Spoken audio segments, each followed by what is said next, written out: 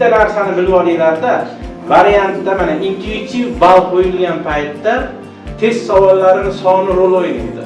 10 ta, bu galam 10 eshitdingiz, bu galam 10 eshitdingiz, har safar 3-10 ga ko'paytirasiz, u 31 ballni beraveradi. Rush modelida unaqa emas.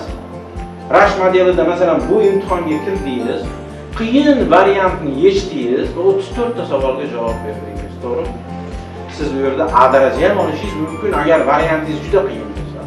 Endi keyingi safar imtihonga kirdingiz, oson savol variantni yechdingiz, oson variant tushdi sizga va u yerda 39 ta oldi. Oson variant bo'lganligi uchun sizga ballni kam beradilar. Bitta narsani doim esinglarda, qanchalik qiyin variant yechsanglar, variantning balli ko'proq bo'ladi. Qanchalik oson variant yechsanglar, hammasini yechgan taqdiringizda ham Rush modeli sizlarga oson ball beradi.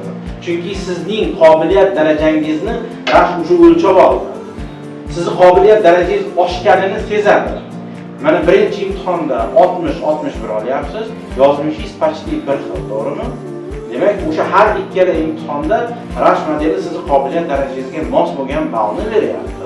Agar siz ko'proq o'qib, bilim darajangizni yanada oshirganingizda, sizning darajangiz ortgan bo'lishi mumkin.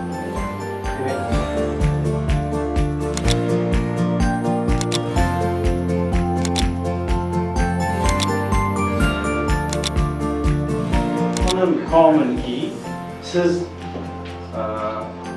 milliy sertifikat imtihonida B darajada yoki C+ darajada